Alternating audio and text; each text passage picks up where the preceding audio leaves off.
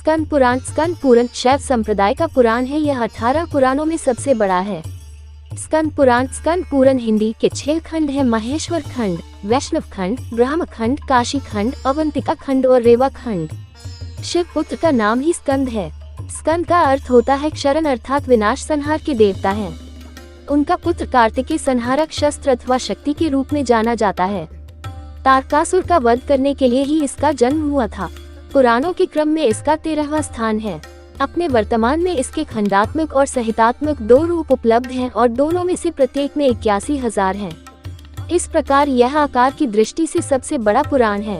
इसमें स्कंद कार्तिकेय द्वारा शिव तत्व का वर्णन किया गया है, इसीलिए इसका नाम स्कंद पुराण पड़ा। इसमें तीर्थों के उपाख्यानों और उनकी पूजा पद्धति का भी वर्णन है।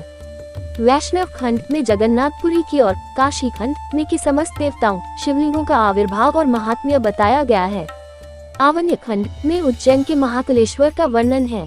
हिंदुओं के घर घर में प्रसिद्ध सत्यनारायण व्रत की कथा रेवा खंड में मिलती है। तीर्थों के वर्णन के माध्यम से यह पूरे देश का भौगोलिक वर्णन प्रस्तुत करता है। स्कंद पुराण का मूल रचनाकाल 7वीं शताब्दी माना जाता है, पर इसमें समय समय पर सामग्री जुड़ती गई है। इसके वृहदाकार का यही कारण है। कुछ विद्वानों ने इसके 7 खंड बताए हैं, किंतु अधिकांश विद्वान 6 खंड ही स्वीकार करते हैं। अवंतिका खंड को ही कुछ लोग ताप्ती खंड या प्रभास खंड में विभाजित करके 7 खंड बना देते हैं। एक अन्य स्कंद पुराण भी है, जिसे इस पुराण का उपपुराण कहा जा सकता है। ये 6 संहिताओं सनत कुमार संहिता, सूत संहिता, शंकर संहिता, वैष्णव संहिता, ब्रह्म संहिता तथा सौर संहिता में विभाजित है। स्कंद पुराण में 81,000 श्लोक हैं। इस पुराण का प्रमुख विषय भारत के शैव और वैष्णव तीर्थों के महात्म्य का वर्णन करना है। उन्हीं तीर्थों का वर्णन करते समय प्रसंगवश पौराणिक कथाएं भी दी गई हैं। बीच बीच में अध्यात्म विषयक प्रकरण भी आ गए हैं। भगवान शिव के साथ ही इसमें और की महिमा का भी सुंदर विवेचन किया गया है। तुलसीदास के रामचरितमानस में इस पुराण का व्यापक प्रभाव दिखाई देता है। इस खंड में दक्ष यज्ञ वर्णन, सतीदाह सती प्रथा, देवताओं और शिव गुणों में युद्ध, दक्ष यज्ञ विध्वंस, लिंग प्रतिष्ठा वर्णन, रावणोपाख्यान, समुद्र मंथन, लक्ष्मी की उत्पत्ति, अमृत विभाजन, शिवलिंग महात्म्य, राशि नक्षत्र वर्णन, दान भेद वर्णन, सुकनु नारद संवाद, शिव पूजन का महात्म्य, शिव तीर्थों सहित शक्तिपीठ आदि की प्रशंसा, अरुणाचल स्थान का महत्व तथा विष्णु को शिव का ही रूप बताया गया है। विष्णु और शिव में कोई अंतर नहीं है। यथा शिवस्तथा विष्णु यथा विष्णुस्तथा शिव, अंतर शिव विष्णुश्च मनापि न विद्यते। स्कंद पुराण अर्थात जिस प्रकार शिव हैं, उसी प्रकार विष्णु हैं और जैसे विष्णु हैं, वैसे ही शिव हैं। इन दोनों में तनिक भी अंतर नहीं है।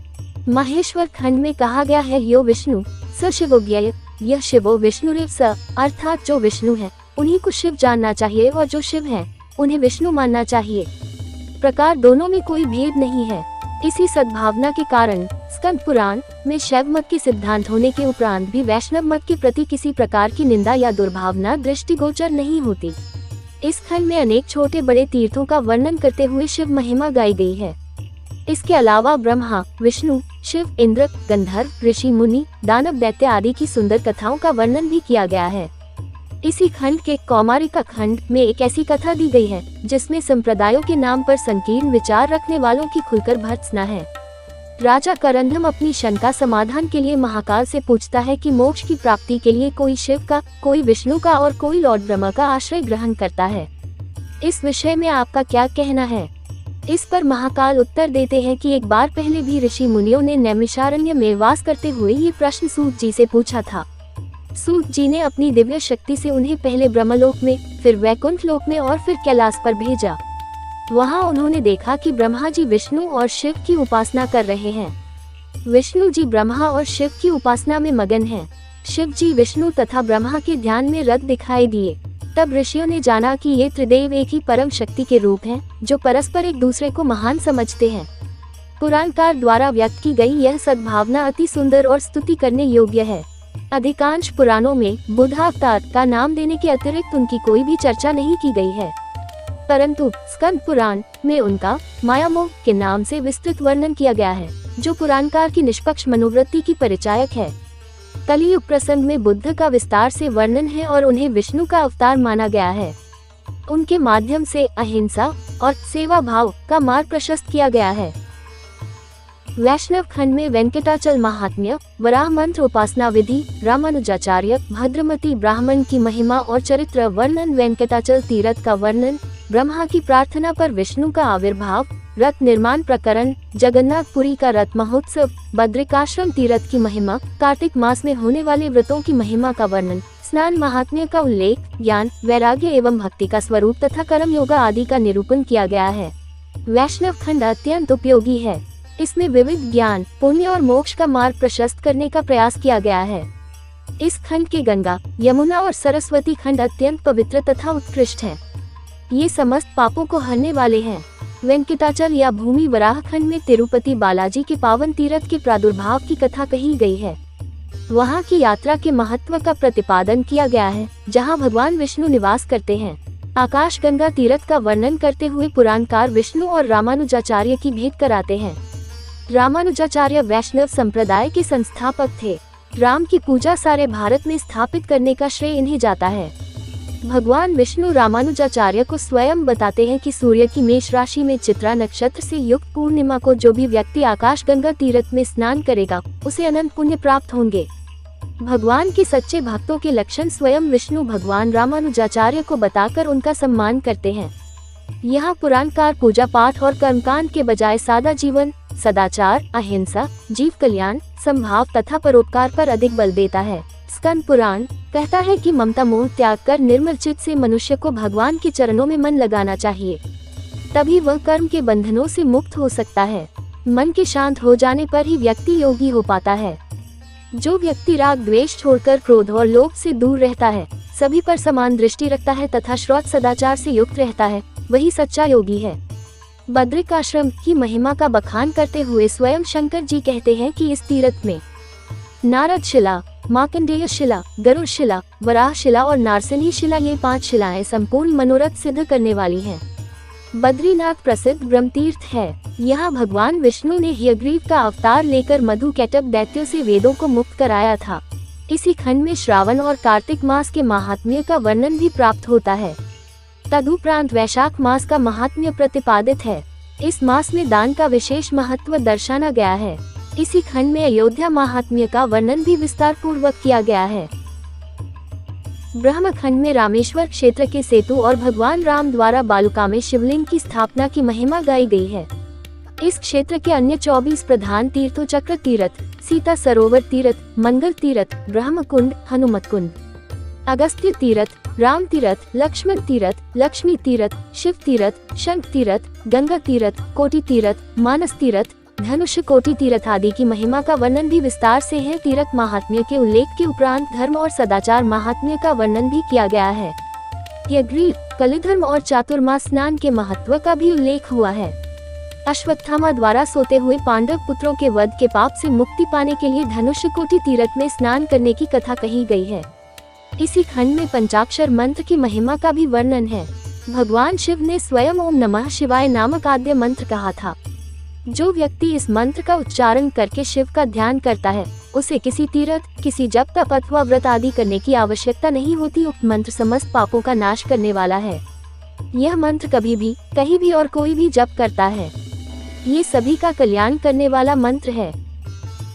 काशी खंड में तीर्थों, गायत्री महिमा, वाराणसी के मणिकर्णिका घाट का आख्यान, गंगा महिमा वर्णन, दशहरा स्तोत्र कथन, वाराणसी महिमा, ज्ञानवापी महात्म्य, योगाख्यान, दशाश्वमेध घाट का महात्म्य, त्रिलोचन आविर्भाव वर्णन तथा व्यास भुजस्तंभ आदि का उल्लेख किया गया है। काशी के महात्म्य का वर्णन करते हुए पुराणकार कहता है, असि संभेद तो गेन काशी संस्थो मृतो भवेत्, देहत्या गोत्र वेदान देहत्या गोत्र वेतप। स्कंद पुराण काशी खंड अर्थात अनेक जन्मों से प्रसिद्ध, प्राकृत गुणों से युक्त तथा असी संभेद के योग से काशीपुरी में निवास करने से विद्वान पुरुष अमृतमय हो जाता है। वहाँ अपने शरीर का त्याग कर देना ही दान होता है। यही सबसे बड़ा तप है। इस पुरी में अपना शरीर छोड़ना बड़ा भारी योगाभ्यास है, जो मोक्ष तथा सुख देने वाला है। इसी प्रकार योग साधना के विषय में पुराणकार कहता है, आत्मक्रीडस्य सततम सदात्म मिथुनस्य च आत्मनियव सुतृप्तस्य योग सिद्धिर्दुरत। स्कंद पुराण 2:5-3-7 अर्थात निरंतर अपनी आत्मा के ही साथ क्रीड़ा करने वाले, सदा आत्मा के ही साथ योग स्थापित रखने वाले तथा अपनी आत्मा में ही संतृप्त रहने वाले व्यक्ति को योग की सिद्धि प्राप्त करने में विलंब नहीं लगता। वह सिद्ध उससे कभी दूर नहीं होता। काशीपुरी में पाप कर्म करने वाला व्यक्ति पैशाच प्रेत योनि में जन्म लेता है। गाय की हत्या करने वाला, स्त्री का वध करने वाला, शूद्रों को मारने वाला, कथा को दूषित करने वाला, क्रूर, चुगलखोर, धर्म विरोधी आचरण करने वाला, नास्तिक, पापी और अभक्ष्य को भी खाने वाला व्यक्ति त्रिलोचन भगवान शिव के लिंग का नमन करके पाप मुक्त हो जाता है।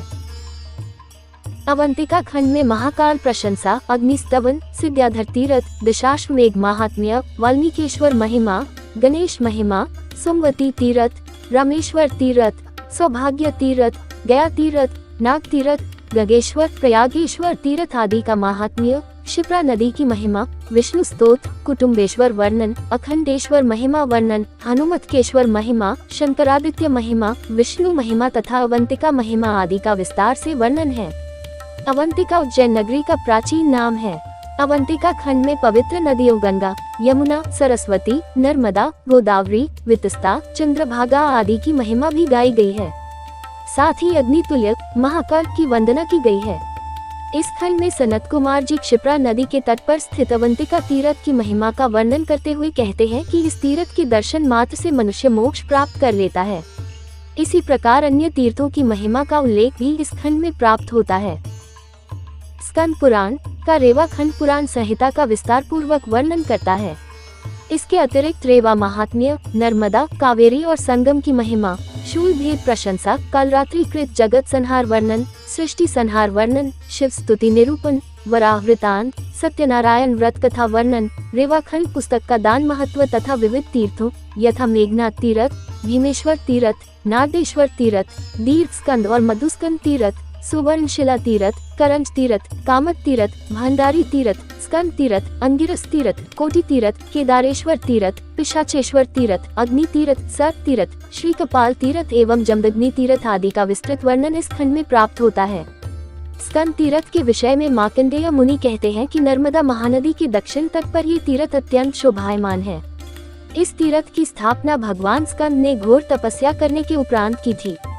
मार्कंडेय ऋषि स्कंद भगवान की कथा युधिष्ठिर को सुनाते हुए उनके जन्म से लेकर तारकासुर के वध तक का वर्णन करते हैं। देवताओं के सेनापति बनने के पूर्व जिस स्थान पर कार्तिकेय ने तप किया था, वह स्थान स्कंद तीर्थ के नाम से प्रसिद्ध हुआ। इसी प्रकार सभी तीर्थों की महिमा के साथ कोई न कोई कथा जुड़ी हुई है। हिमालय से लेकर कन्याकुमारी तक और अटक से लेकर कामाख्या देवी के मंदिर तक कोई ऐसा प्रदेश इस भारत भूमि में नहीं है जहां प्राचीनतम भारतीय संस्कृति का प्रतिनिधित्व करने वाला कोई तीर्थ न हो। काशी में शैव तीर्थ, अवंतिका उज्जैन नगरी में महाकालेश्वर शिव की महिमा तथा नर्मदा तटवर्ती तीर्थों का विशद वर्णन स्कंद पुराण में प्राप्त होता है। नर्मदा को शिव के पसीने से उत्पन्न माना जाता है। नर्मदा की महिमा गंगा के पावन जल की भांति ही मानी गई है। इस पुराण में निष्काम कर्म योग पर विशेष रूप से बल दिया गया है। धर्म का मुख्य लक्षण परपीड़ा निवारण होना चाहिए। इसी का उपदेश स्कंद पुराण देता है। वह बताता है कि मोक्ष मानो एक नगर है जिसके 4 दरवाजे हैं। शम, सद्विचार, संतोष और सत्संग इसके 4 द्वारपाल हैं। इन्हें संतुष्ट करके ही इस नगर में प्रवेश पाया जा सकता है। सांसारिक बंधनों में जकड़ने से बचे रहें संभवत, इसीलिए कुमार कार्तिकेय जीवन भर वैवाहिक बंधन में नहीं बंधे, ऐसा ये पुराण मानता है। स्कंद पुराण के दारुकवन उपाख्यान में शिवलिंग की महिमा का वर्णन है, जिसमें विष्णु और ब्रह्मा शिवलिंग का ओर छोर 7 आकाश तथा 7 पाताल पार करने के उपरांत भी नहीं जान पाते। इस अवसर पर ब्रह्मा का झूठ उन्हें स्तुति से वंचित करा देता है। उनके 2 गवाह सुरभि गाय तथा केतकी का फूल अपवित्र हो गया और केतकी का पुष्प शिवलिंग पर चढ़ाने के लिए वर्जित माना गया। इस प्रसंग से विश्व निर्माता शक्ति के अनंत रूप का भी प्रतिपादन होता है। इस पुराण की रचना के पीछे पुराणकार की यही मंशा रही होगी कि लोकमानस में जटिल कर्मकांडों के प्रति झुकाव न होकर सरल रूप से हरि संकीर्तन का मार्ग प्रशस्त हो। इसलिए पुराणकार ने राम नाम महिमा, शिव नाम महिमा और कृष्ण नाम महिमा का उल्लेख विस्तार से किया है। यदि इस पुराण को तीर्थों की निर्देशिका माना जाए तो अनुचित नहीं होगा। स्कंद पुराण के अरुणाचल रहस्य वर्णन में लगभग 140 महत्वपूर्ण और प्रसिद्ध ऋषि मुनियों के नाम गिनाए गए हैं। ब्रह्मा के मानस पुत्र सनक, नारद, सनातन, सनत कुमार, पुलह, पुलस्त्य, वशिष्ठ, भृगु, पराशर, व्यास, भारद्वाज, याज्ञवल्क्य, चरक, सुश्रुत आदि हैं। ऐसा लगाता है कि उस समय तक सभी प्रचलित और प्रसिद्ध नामों को यहाँ संकलित कर दिया गया है। इस पुराण मन, अहिंसा, सदाचार तथा परदुख कातरता पर विशेष बल दिया गया है। दरिद्र, रोगी एवं विकलांग व्यक्तियों के प्रति जिनके मन में करुणा नहीं उत्पन्न होती, वे राक्षस हैं। जो व्यक्ति समर्थ होकर भी प्राण संकट में पड़े जीव की सहायता नहीं करता, वह पापी है। नर्मदा नदी के तट पर आपस्तम नामक ऋषि और मछेरों द्वारा मछली पकड़ने के प्रसंग में इसी भावना का उत्तम वर्णन किया गया है। स्कंद पुराण में जितने तीर्थों का उल्लेख है, उतने तीर्थ आज देखने में नहीं आते। उनमें से अधिकांश तीर्थों का तो नामो निशान तक मिट गया है और कुछ तीर्थ खंडहरों में परिवर्तित हो चुके हैं। इस कारण समस्त तीर्थों का सही पता लगाना अत्यंत कठिन है। किंतु जिन तीर्थों का महात्म्य प्राचीन काल से चला आ रहा है, उनका अस्तित्व आज भी देखा जा सकता है। अपने महात्म्य की दृष्टि से ये तीर्थ आज भी भव्य से भव्यतर रूप में देखे जा सकते हैं।